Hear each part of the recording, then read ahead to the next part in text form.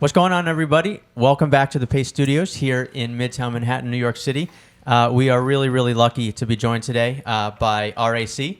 Guys, thank you so much for coming and playing in our little library here today. Oh, this is awesome. Yeah, thanks for having us. Oh no, the pleasure is all ours. You guys have a new record, came out a couple months ago. It's called Ego. You're going to do a couple songs from that, and I think one older one as well, which may be the first one. So tell me about this first one you're going to do for us. So the first song we're doing is called One House. It's a song I wrote with Troop, I want to say 2015, 2016. Yeah.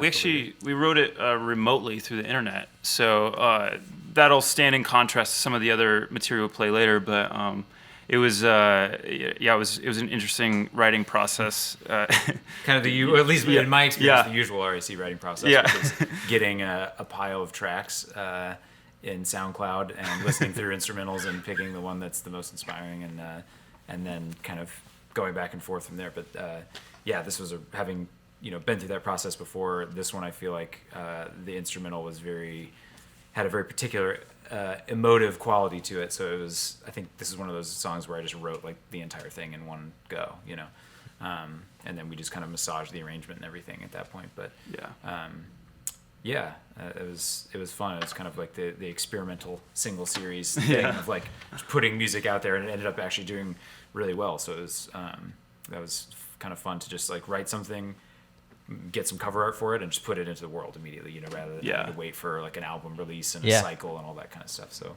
cool. It was a fun process. All right, when you guys are ready, let's do it.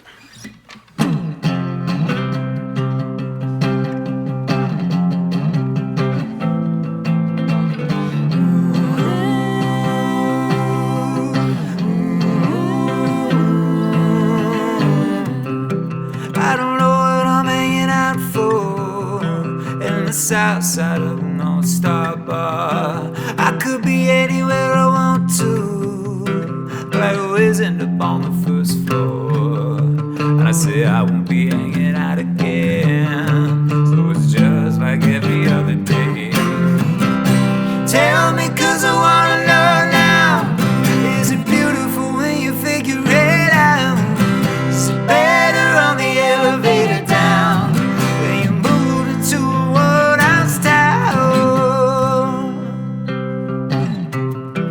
I don't know what I may amount to. Silver tray under a broken room, so that everything you can live through.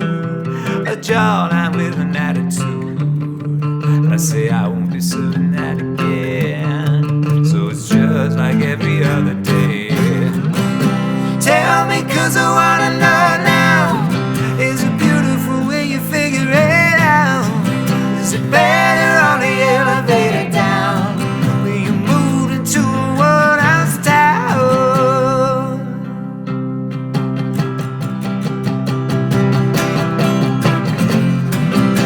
Tell me, 'cause I wanna know now. Is it beautiful when you figure it out? Is it better on the elevator down? When you move into a world house town? Tell me, 'cause I wanna go now. When you moved into a world house town, 'cause you know you bring the one house down.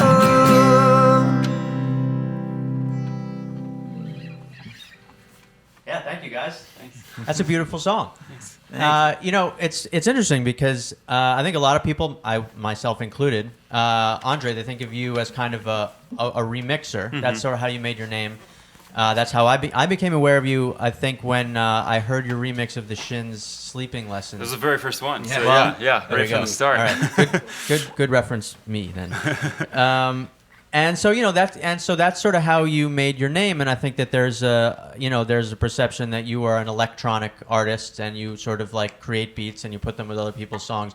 But clearly, you guys are like a folk quartet right now. So, tell me, like, how did you always see yourself as a songwriter waiting to escape from not escape, but break out from the remixing life? How did this all happen? Well, the remixing was actually more of a practical thing for me because I was in college. I was, it was that time where you're like trying to figure out what you're doing in your life, and it just seemed like it was me trying to break into the music industry, really. So I was in all kinds of bands growing up, always trying to make it, and this was the first thing that clicked, was remixing of all things. So yeah, that's just kind of how I got into it at first, as almost like a business thing, like trying to weasel my way into labels, and it's funny because I actually applied for an internship at Sub Pop in Seattle, and I got denied, but I did my first remix with them like a month later or something like that. So I kind of got in a different way. But yeah, I guess I've always thought of myself as more leaning towards a songwriter, something that I'm pretty passionate about. And not to diminish the remixing, because there's a lot of that in there.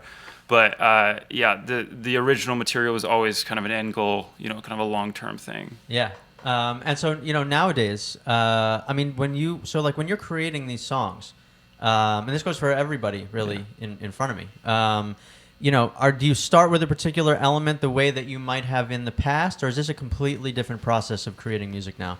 Yeah, the original stuff is very different. I mean, you're still on a technical level. It's still recording. You're playing instruments and using a computer program to put them together. Right. And I should point out that your remixes were really not just like taking someone's song and like putting a beat behind it. Like right. You always worked with instrumentation, and it was more of a deeper musical endeavor. Yeah, well, I think that was one of the things that I kind of stumbled on it. I'd like to say that I had some grand vision, but it was sort of a niche that I fell into right from the start. So with that Shins remix, I mean, it's mostly acoustic guitars half the time, which I hadn't really heard a lot of people doing that. I mean, the one that comes to mind is like Cornelius, is like this Japanese guy that I love his work, and I really appreciated the way he used more organic elements in a remix setting and just kind of set it apart from like all these other like dance tracks. So I knew that I didn't want to do the dance thing. Yeah. That I wanted to. Also with the bands that I was working with, the Shins, like, are you really gonna put a dance beat under that? I mean, that doesn't really make sense. So it was always about doing what's most appropriate for the song. And a lot of the times, especially with the bands I was working with, it made sense to do stuff with guitars and bass and like even strings and things like that. Yeah, cool. Which you can hear now, I think, on new RAC music as well. Yeah. So you're gonna do a couple songs for us from Ego, which is the new album, your second full length. Tell us a little bit about the second one you're gonna do. Yeah, so it's a song I wrote with Liz. It's called "It's a Shame." We recorded it at my studio, like our home studio, basically, and I think this was a demo that I had this demo sitting around for a while, and I just wasn't really sure what to do with it. And then Liz started working on it, and kind of brought the whole thing together. Yeah, I think the main hook of the song and the title, "It's a Shame," that just like little hook came to me, and then we kind of built the song around that. Yeah. So yeah. Yeah, it's I don't know, it's I think it's one of my favorites off the record. I don't know, it's just a fun pop song for me. I don't know. Cool. Let's do it.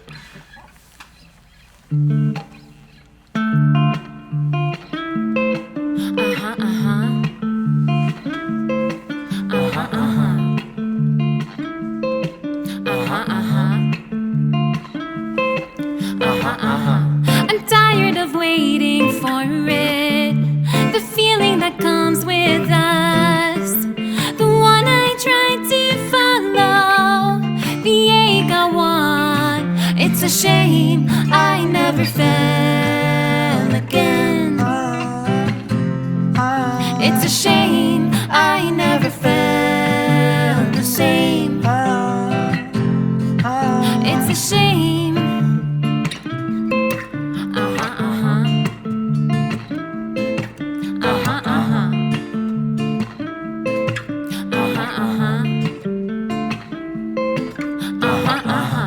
You always played the martyr. I've been on the brink of death. You think it's so peculiar. I felt regret.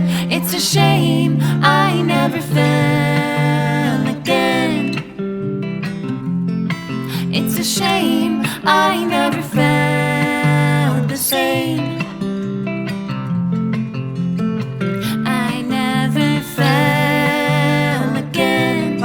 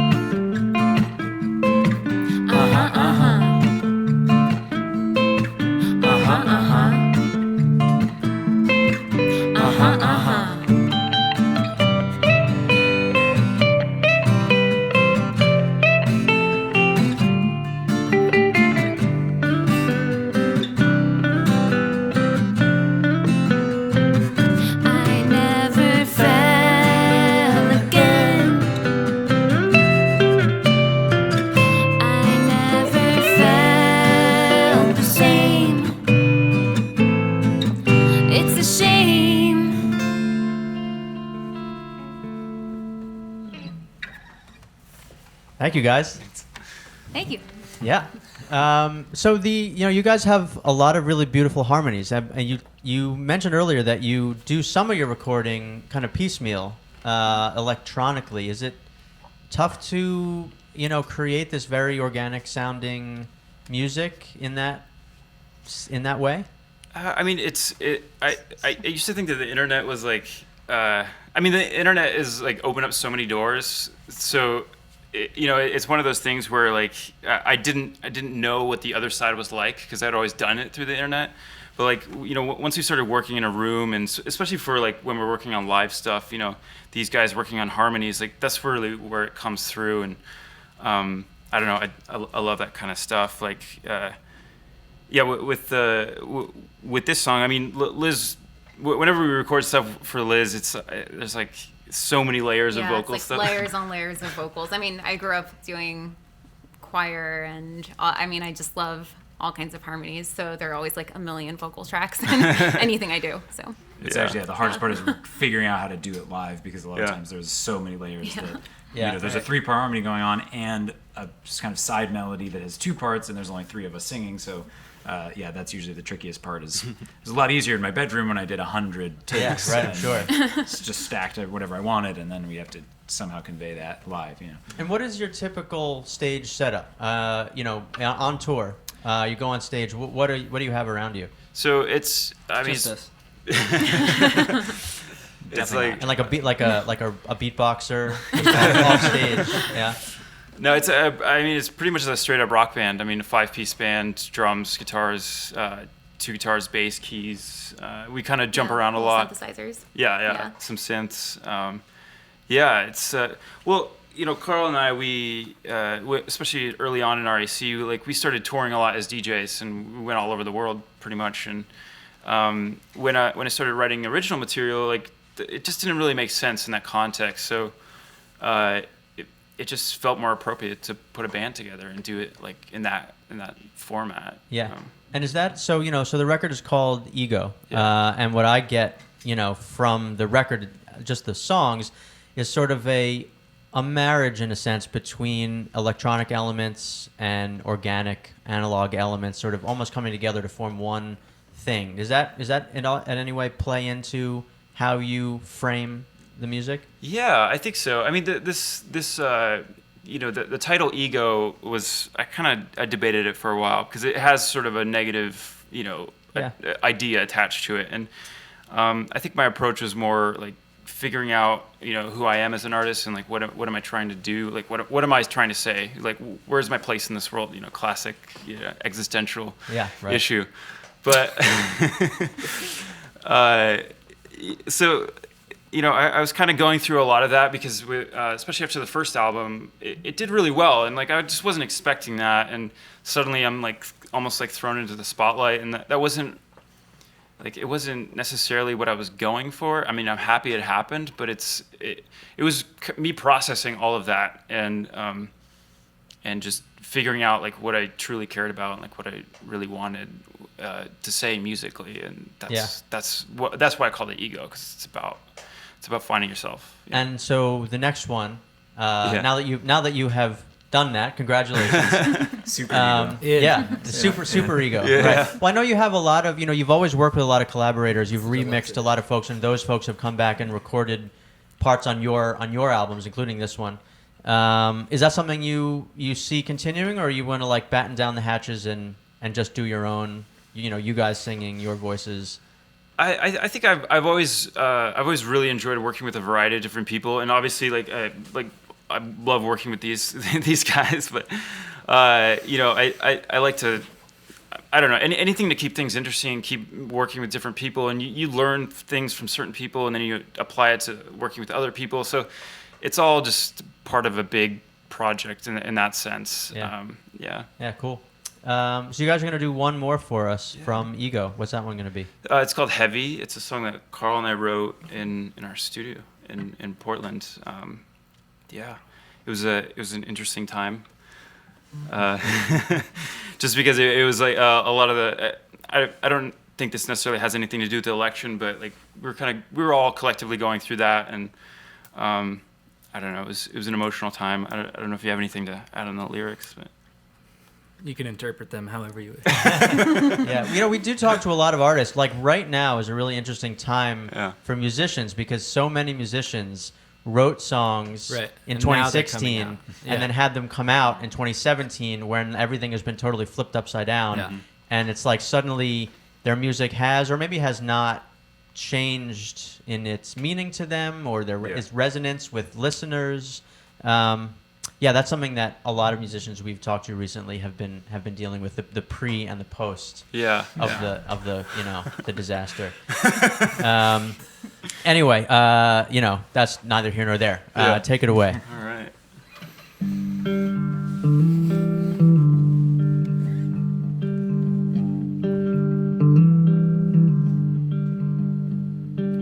Losing your way, yet you stay while the noise is all around you. Progress was made in good faith. I won't let them take it from you.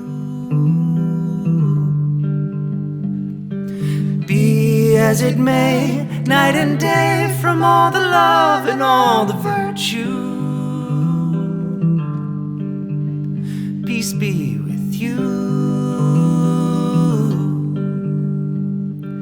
Bide in your time, broken stride. Are we ever gonna mend you?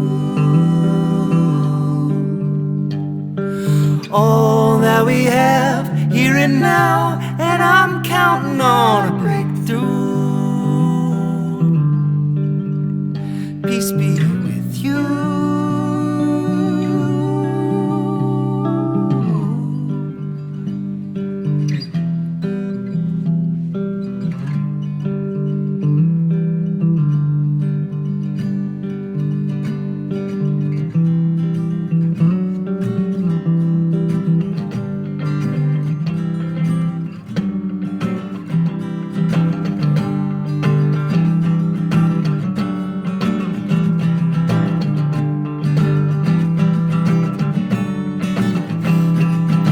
Find in your light much the same as the darkness that you've been through.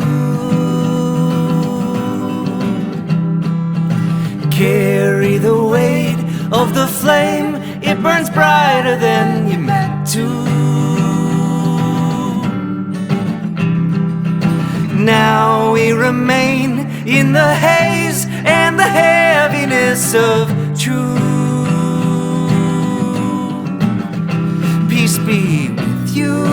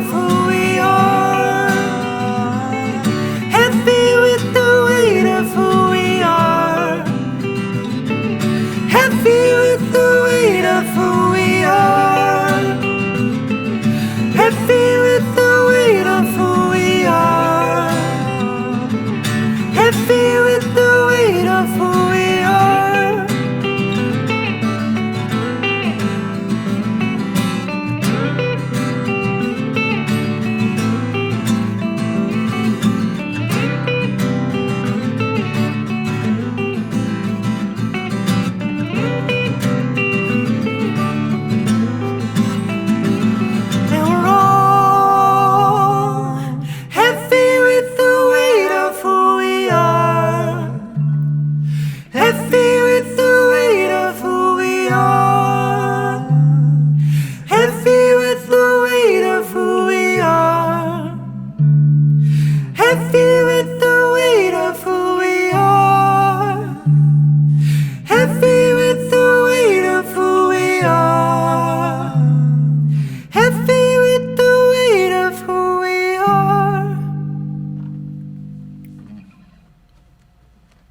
Thank you, guys. Thanks so much. Those harmonies really are just really, really nice. I was almost getting like you guys remember that group, the Kings of Convenience? Yeah. That group, like, Doing this actually has been hilariously. I had the exact thought, just like yeah. it's very Right, with the falsetto harmonies. Yeah, it's really beautiful. And that's, for whatever reason, that's what sort of came to mind. I'll take it. absolutely. So this is RAC. You guys, you have a new record out, relatively new. Came out over the summer. Yeah. It's called Ego. I think you guys have been on tour, but only a few dates left, I think. Is that right? Yeah, we got 3 shows left. Let's see, Toronto, Columbus, and Chicago, and then we're done. Yeah. People can check out all the music and dates, though, on rac.fm. Yep. So, good luck on the rest of the tour. What happens after that? I think we're still looking at some touring a little bit later in the year, maybe in Europe, but still kind of up in the air, at this point. But Cool. Well, we'll look forward to some. Well, I guess this is new music, but I'm already ready for the new music. Yeah. So congratulations on the album. It really is a beautiful record. Thank you. And thank you so much for coming by Pace today and playing for us here. Of course, thanks for having us. Yeah, it's our pleasure. You guys should come back and play for us again anytime. Yeah, awesome. All right.